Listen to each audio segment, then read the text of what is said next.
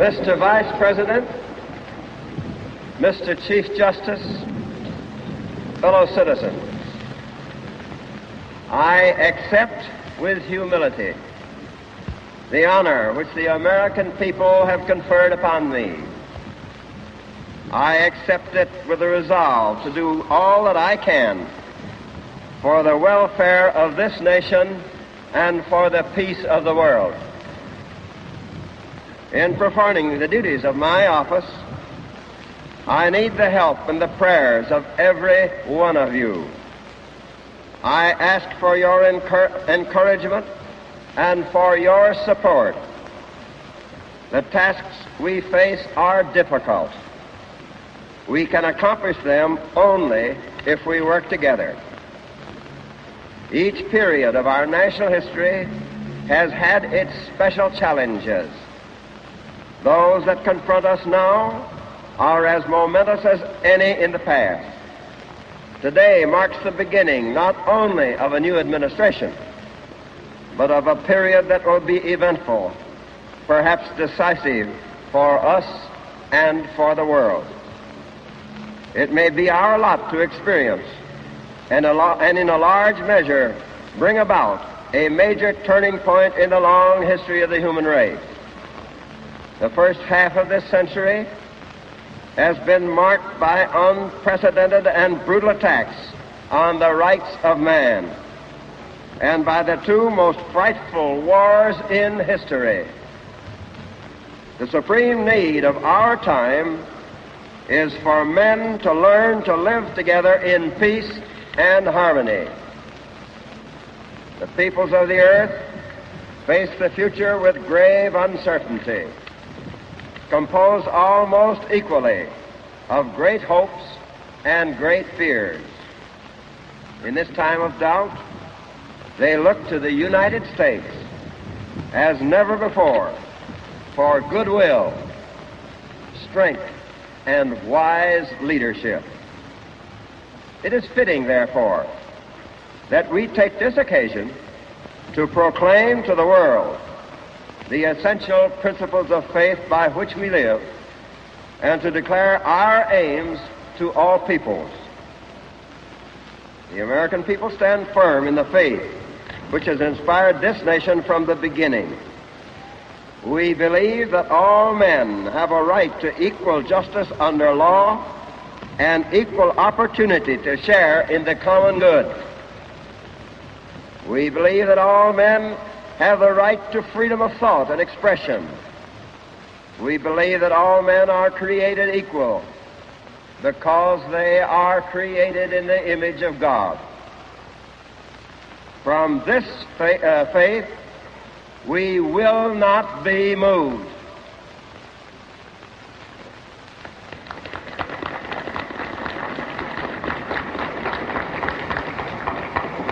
The American people desire and are determined to work for a world in which all nations and all peoples are free to govern themselves as they see fit and to achieve a decent and satisfying life. Above all else, our people desire and are determined to work for peace on earth, a just and lasting peace based on genuine agreement freely arrived at by equals.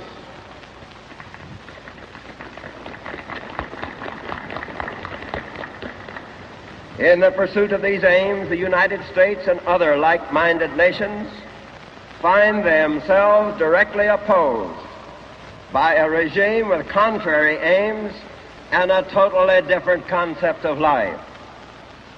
That regime adheres to a false philosophy which purports to offer freedom, security, and greater opportunity to mankind.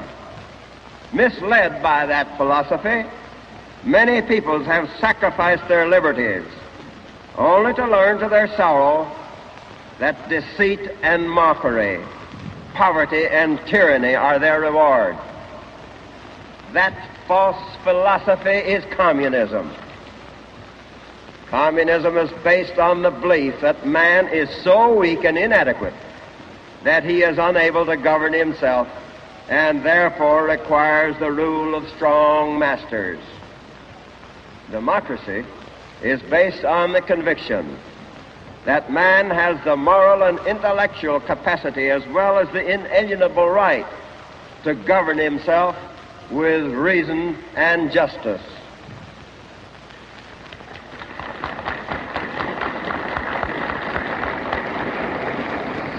Communism subjects the individual to arrest without lawful cause, punishment without trial, and forced labor as a chattel of the state. It decrees what information he shall receive, what art he shall produce, what leaders he shall follow, and what thoughts he shall think. Democracy maintains that government is established for the benefit of the individual and is charged with the responsibility of protecting the rights of the individual and his freedom in the exercise of those abilities of his.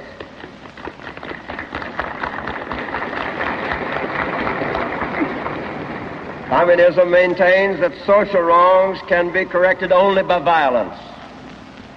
Democracy has proved that social justice can be achieved through peaceful change. Communism holds that the world is so widely divided into opposing classes that war is inevitable. Democracy holds that free nations can settle differences justly and maintain a lasting peace. The differences between communism and democracy do not concern the United States alone. People everywhere are coming to realize that what is involved is the material well-being, human dignity, and the right to believe in and worship God. I state these differences not to draw issues of belief as such, but because the actions resulting from the communist philosophy are a threat to the efforts of free nations to bring about world recovery and lasting peace. Since the end of hostilities, the United States has invested its substance and its energy in a great constructive effort to restore peace, stability, and freedom to the world. We have sought no territory. We have imposed our will on none. We have asked for no privileges that we would not extend to others. We have constantly and vigorously supported the United Nations and related agencies as a means of applying democratic principles to international relations. We have consistently advocated and relied upon peaceful settlement of disputes among nations. We have made every effort to secure agreement on effective international control of our most powerful weapon, and we have worked steadily for the limitation and control of all armaments. We have encouraged by precept and example the expansion of world trade on a sound and fair basis.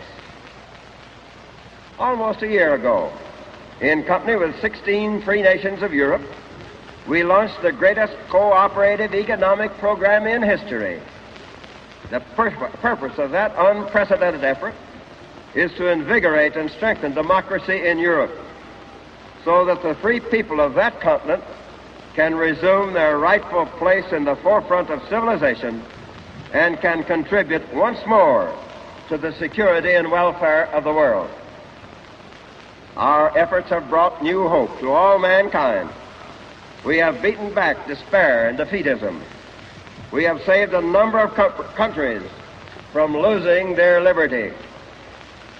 Hundreds of millions of people all over the world now agree with us that we need not have war, that we can have peace.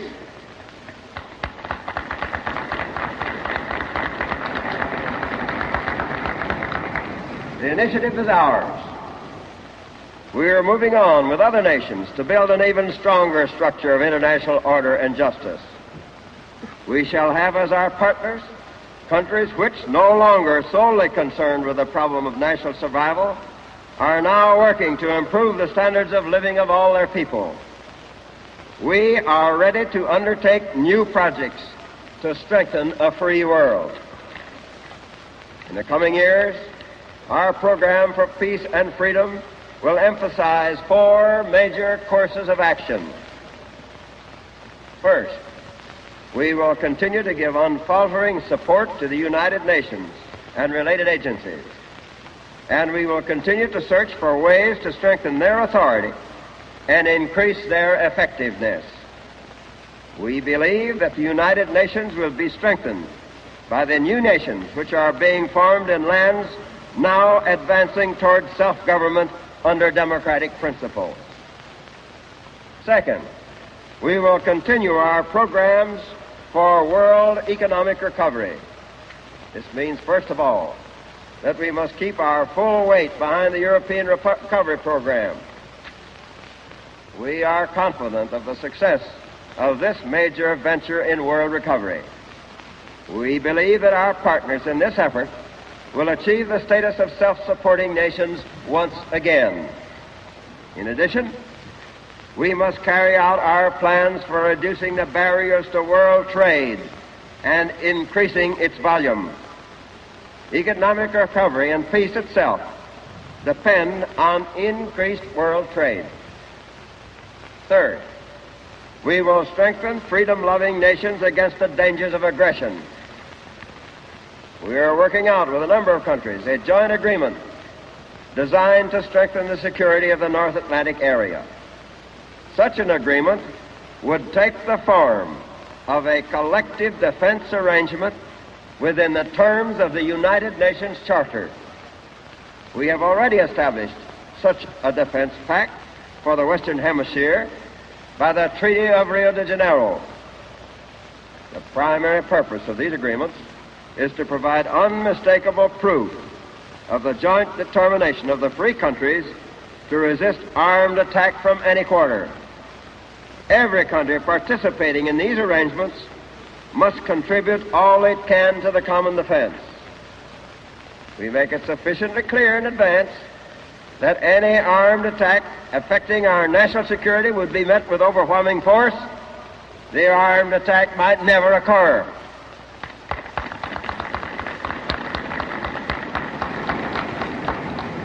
I hope soon to send to the Senate a treaty respecting the North Atlantic Security Plan. In addition, we will provide military advice and equipment to free nations which will cooperate with us in the maintenance of peace and security. Fourth, we must embark on a bold new program for making the benefits of our scientific advances and industrial progress available for the improvement and growth of underdeveloped areas. More than half the people of the world are living in conditions approaching misery. Their food is inadequate. They are victims of disease. Their economic life is primitive and stagnant. Their poverty is a handicap and a threat both to them and to more prosperous areas. For the first time in history, humanity possesses in knowledge and skill the knowledge and skill to relieve the suffering of these people. The United States is preeminent among the nations in the development of industrial and scientific techniques. The material resources which we can afford to use for assistance of other peoples are limited, but our imponderable resources in technical knowledge are constantly growing and are inexhaustible. I believe that we should make available to peace-loving peoples the benefits of our store of technical knowledge in order to help them realize their aspirations for a better life. And in cooperation with other nations, we should foster capital investment in areas needing development. Our aim should be to help the free peoples of the world through their own efforts to produce more food, more clothing, more materials for housing, and more mechanical power to lighten their burdens. We invite other countries to pool their technological resources in this undertaking. Their contributions will be warmly welcomed. This should be a cooperative enterprise in which all nations work together through the United Nations and its specialized agencies whenever practicable. It must be a worldwide effort for the achievement of peace, plenty, and freedom.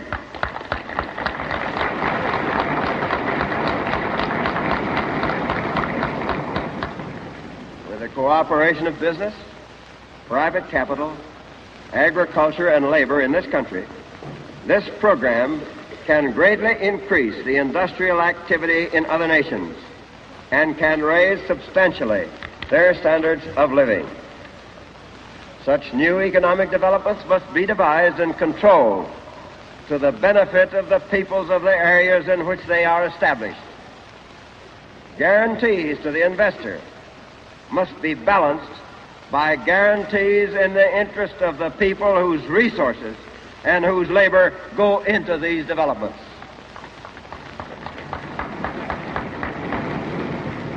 The old imperialism, exploitation for foreign profit, has no place in our plans.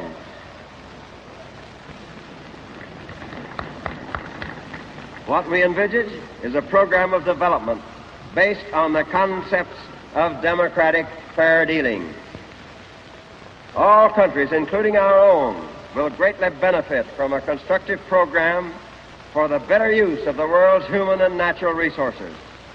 Experience shows that our commerce with other countries expands as they progress industrially and economically. Greater production is the key to prosperity and peace. And the key to greater production is a wider and more vigorous application of modern scientific and technical knowledge. Only by helping the least fortunate of his members to help themselves can the human family achieve the decent, satisfying life that is the right of all people. Democracy alone can supply the vitalizing force to stir the peoples of the world into triumphant action, not only against their human oppressors, but also against their ancient enemies, hunger, misery, and despair. On the basis of these four major courses of action, we hope to help create the conditions that will lead eventually to personal freedom and happiness for all mankind.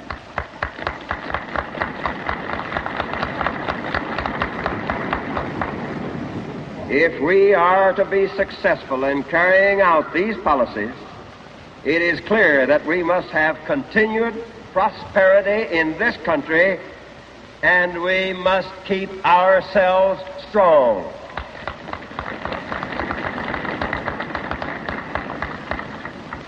Slowly but surely, we are weaving a world fabric of international security and growing prosperity. We are aided by all who wish to live in freedom from fear, even by those who live today in fear under their own governments. We are aided by all who want relief from lies and propaganda, those who desire truth and sincerity. We are aided by all who desire self-government and a voice in deciding their own affairs. We are aided by all who long for economic security, for the security and abundance that men in free societies can enjoy. We are aided by all who desire freedom of speech, freedom of religion, and freedom to live their own lives for useful ends. Our allies are the millions who hunger and thirst after righteousness. In due time, as our stability becomes manifest, as more and more nations come to know the benefits of democracy and to participate in growing abundance, I believe that those countries which now oppose us will abandon their delusions and join with the free nations of the world in a just settlement of international differences.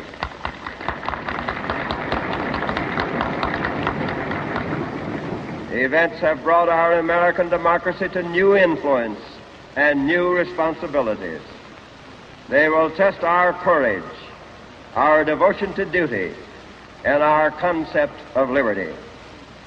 But I say to all men, What we have achieved in liberty, we will surpass in greater liberty.